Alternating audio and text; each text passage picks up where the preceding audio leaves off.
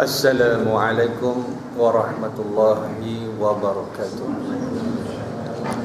A'udzu billahi as-sami'il 'alim minasy syaithanir rajim. Bismillahirrahmanirrahim. Alhamdulillahilladzi 'allama bil qalam. 'Allamal insana ma lam ya'lam. Ashhadu an la ilaha illallah wahdahu la syarika lah.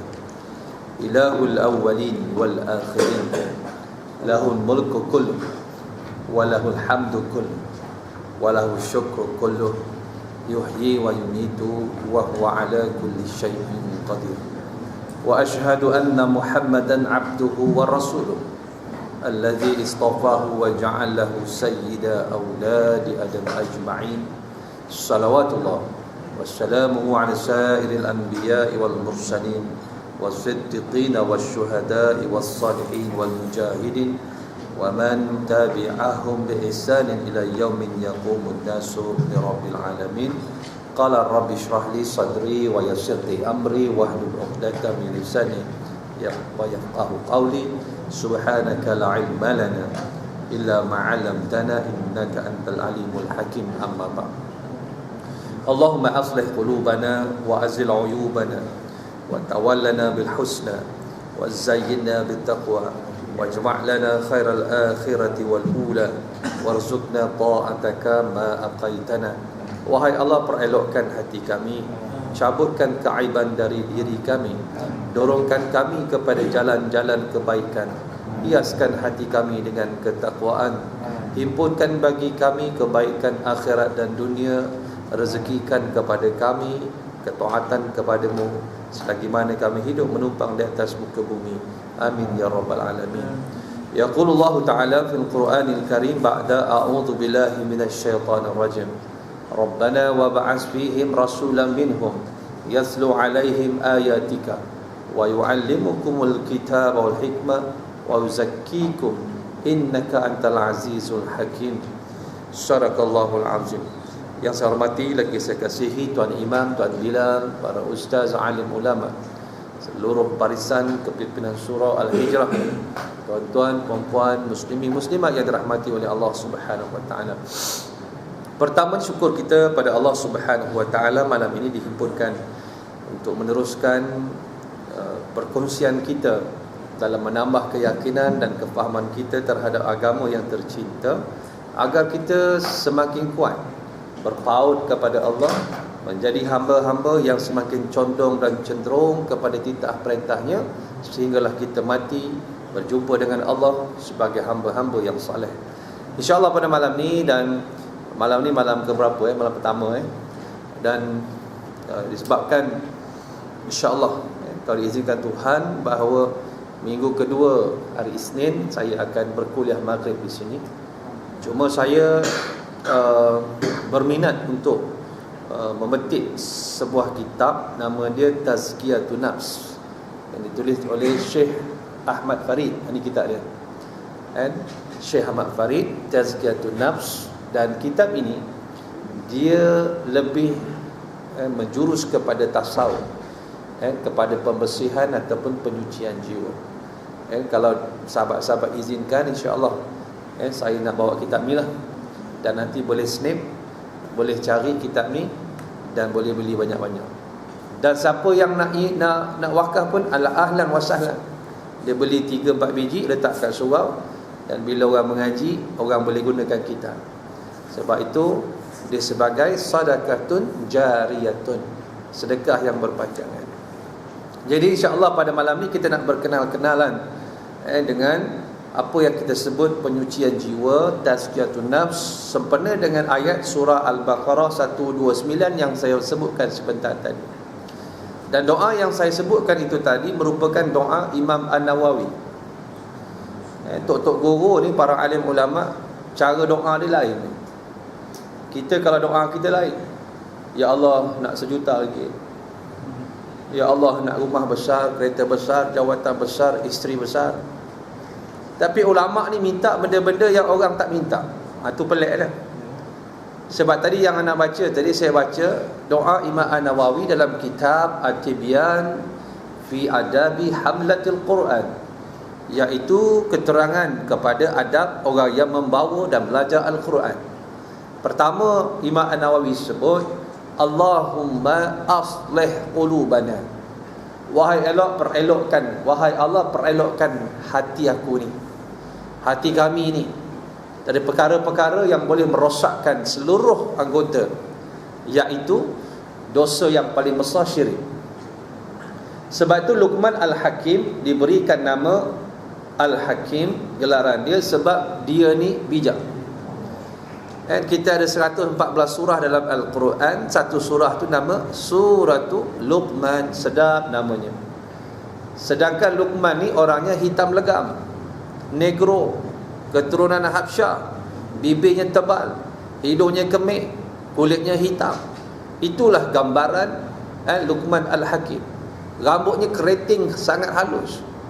Saya kawan saya negro, saya suka main rambut dia, tarik tring macam spring. Tak apa dia, main kepala tak apa, dia tak kisah. Walaupun dia hitam tuan-tuan, gelap gelita, dalam terang dalam gelap pun gelap gelita. Nak ceritanya, tengok muka dia kita rasa gembira.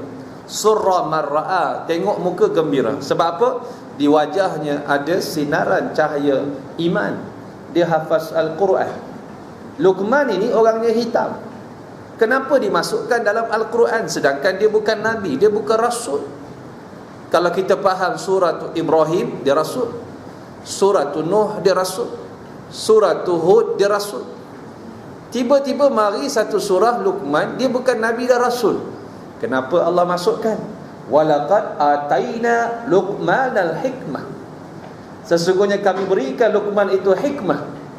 Dan dalam ayat saya baca disebutkan, antaranya Allah mengajar kepada kita, wa yu'allimuhumul kitab wal hikmah. Hikmah disebut di situ. Allah berikan Luqman hikmah, kata ulama tafsir, perkataan hikmah sebab perkataan, pemikiran dan perbuatan Luqman itu sejajar, selari dengan kehendak Allah Subhanahu wa taala. Sebab tu Luqman ni punya bijak. Ditanya tentang bahagian kambing yang terbaik, dia bawa lidah, dia bawa hati. Ditanya bahagian yang paling buruk, dia bawa lidah, dia bawa hati. Kita kalau ditanya bahagian lembu, bagaimana yang terbaik, daging terbaik, Batam Minang. Betul, Batam Minang. Tuan-tuan, biasa makan steak tak? Steak hub. Haji Mustafa tu, menit. Nak menatai. Tak pernah makan. Tuan-tuan, Haji Mustafa pernah masak untuk ustaz. Daging tu sekilo RM15,000. Tuan-tuan pernah terfikir tak, RM15,000 sekilo? Lembu seekor pun RM10,000, RM12,000. Sekilo bukan seekor lembu, sekilo daging RM15,000. Dia ni tukang masak Queen Elizabeth. Queen Elizabeth England, dia tak makan babi, tuan-tuan. Dia tidak makan babi. Dia tahu kotornya babi. Kita tak boleh sebut babi, khinzir. Saya kalau sebut khinzir tu rasa macam arnab je, khinzir. Kalau sebut babi juga. Sebab apa? Gelinya orang Arab bila Allah sebut khinzir dalam Quran, macam kita sebut babi. Kalau kita tukar perkataan khinzir kepada babi, orang Arab tak rasa hebat. Ini kaedah bahasa dan juga kaedah kita muamalah dengan Quran. Nak ceritanya bahawa dalam keadaan ini Luqman bawa dua benda, iaitu kalau rosak hati, rosaklah lidahnya, percakapannya. Kalau baik hati, baiklah perkataannya. Itulah yang disebutkan oleh Luqman Al-Hakim. Bijaknya tuan-tuan, bijaknya orang, dia akan sebut benda yang merosakkan ibadah ni. Luqman dinasihatkan anak dia, ya bunai la tusyrik billah, inna syirka la zulmun azim. Pertama dia kata, wahai anakku, jangan sekutukan Allah, sebab syirik itu ialah dosa kezaliman yang paling besar. Ni orang yang bijak. Sebab dia tahu bila rosaknya hati, rosaknya jiwa dengan syirik dan dosa-dosa penyakit yang lain, menyebabkan batalnya ibadah kita. Macam pergi pasar tani tadi, bawa bakul, beli daging, beli ayam, beli ikan, beli sayur, beli buah, balik rumah kosong, bakulnya berubah. Begitulah kita kalau beribadah lama, Tiba-tiba hati kita ada penyakit-penyakit hati yang merosakkan ibadah kita. Nampak macam pergi sembahyang, nampak macam pergi kuliah, tapi kosong amalannya kerana hatinya rosak dengan dosa yang paling besar, wa na'udzubillah, syirik. Dan syirik ni kalau kita nak cerita malam ni tak habis juga kot. Syirik ni bukan sembah topekong, patung, berhala gitu.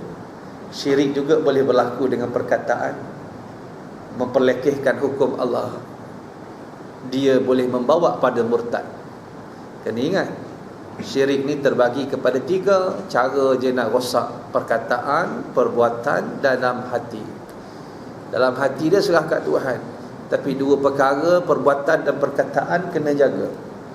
Sebab tu kita ni bila rosak, syaitan tu cukup mahir. InsyaAllah, apa saya nak ringkaskan bahawa Allah Subhanahu wa sebutkan dalam surah Al-Baqarah ini sebagai pokok perbincangan kita, dan tujuan maksud Allah kirimkan Rasul 3 perkara. Dan merupakan doa Nabi Allah Ibrahim, Rabbana wa ba'as fihim rasulan minhum yatslu alaihim ayatika. Wahai Allah, bangkitkanlah, utuskanlah di kalangan mereka itu umat seorang rasul. Kerja dia yang pertama, yatslu alaihim ayatika, bacakan apakah yang Allah perintahkan daripada ayatnya. Yang kedua, wa yu'allimuhumul kitab wal hikmah, ajar pada manusia apakah kandungan Alkitab, apakah yang dikatakan hikmah. Dan kita ni hikmah pun kadang-kadang cara letak tak betul. Tuan-tuan, saya yakin tuan-tuan ada anak, ada cucu, betul? Agak-agak kat mana anak kita sekarang? Saya tanya. Yang ni program, bukan tanyalah ustaz, ni program ustaz, tanyalah. Saya buat program dekat Selangor itu, kalau Selangor buat program tajuk dia, aku tanya, aku jawab. Dah orang tak nak tanya. Mana anak kita, mana cucu kita? Adakah di hadapan TV atau di padang bola? Dah solat atau belum dia? Jangan jadikan jiwa kita sempit, kecil, sehingga kita merasakan dunia ini segala-galanya ialah kehidupan. Sebab orang bila tak ada agama, jiwanya sempit. Dia tak faham itu. Kerana apa? Kerana dia tidak rujuk balik kepada Tuhan. Hari itu SPM kan, dia tak boleh jawab paper 1 matematik tambahan, dia balik gantung diri. Cikgu telefon mak dia sebab dia tak datang paper kedua petang. Balik rumah cek anak dia dah gantung diri sebab tak boleh jawab matematik tambahan. Sempit sangat jiwanya. Keluar UPSR hari itu, result keputusan, mak bapak telefon kita, Ustaz, kenapa anak saya dapat 4A 1B? Kenapa Ustaz? Aku dimarahnya. Macam aku anak dia yang pesa. Dia nampak 1B, dia tak nampak 4A Allah bagi tu. Sempit, baru dah jahanam. Berapa ramai orang dapat pilihan dulu 5A, sekarang kerja kilang, menganggur. Berapa ramai orang masuk universiti dapat 4 flat, anugerah dekan, tak ada kerja. Orang yang kerja dia tidur je, gaji paling besar sekarang. Kerja Tuhan, kita tak tahu masa depan. Sebab dulu jiwa kita tidak ada agama. Kawan saya lecturer pensyarah, dapat keluar result UPSR, saya tanya dia, macam mana anak? Ustaz, saya pergi sekolah lewat Ustaz. A dah habis. Oh, tenang, dia jawab. Anak saya dapat 1A 4C Ustaz. Alhamdulillah Ustaz, sebab percubaan semua fail Ustaz. Tapi anak saya solat tak payah suruh Ustaz, baik, tak pernah lawan saya. Kita sebagai mak bapak, jangan pandang anak pada duitnya, pada pangkatnya, pada kurusannya, sempit minda kita. Sebab perkataan yang paling berbisa, racun yang paling berbisa kepada anak-anak ialah perkataan negatif daripada mak bapak. Dia membunuh semangat dan jiwa anak. Tak dapat A dia, kita maki dia. Tak bagus, kita maki dia. Bukan caranya begitu. Sebab anak yang kita ada ni amanah Allah. Silai bulan yang kita maki itulah bawa kita ke syurga. Kenapa tak pandang pada aspek baiknya, solatnya, auratnya, Qurannya, ketaatannya? Kita pandang A-nya saja. Tak betul. Sebab anak-anak ini merupakan jalan ke syurga Allah Subhanahu wa ta'ala. Jangan sebut, jangan maki. Sebab jiwa agama itu bila masuk, Alhamdulillah. Sebab tu bila meninggal hari Khamis lepas, sahabat ayah dia meninggal. Jadi dia kata, saya kat Muar masa tu. Jadi bila saya tanya, pukul berapa solat jenazah? Pukul lepas maghrib ustaz. Saya rasa sempat sampai ni. Saya pun pecut-pecut sampai ke masjid Muaz bin Jabal setiap waktu. Tuan-tuan, ini contoh yang terbaik saya nak kongsi tentang hati ni. Anak dia ni umur 33 sekarang, 34 lah. Budak baik, selalu pergi masjid surau. Kita ni kalau pergi masjid surau ni, insya-Allah mati pun meriah. Yang kedua, anak dia ni selalu ikut usrah dengan saya. Lama dah ikut usrah, sama buat kerja dakwah apa semua ni. Jadi dia ada dua kehebatan. Dia ada kawan usrah, dia ada kawan masjid. Malam tu saya kira 8 saf masjid solat jenazah, 8 saf. Tuan-tuan, 8 saf solat jenazah. Kita solat maghrib pun tak sampai berapa saf tadi. 8 saf masjid besar. Dia pakai baju short sleeve sebab lepas mandikan ayah dia, tukar baju short sleeve dia. Dia bukan ustaz. Dia teknikal, belajar UTP, Universiti Teknologi Petronas, Terengganu.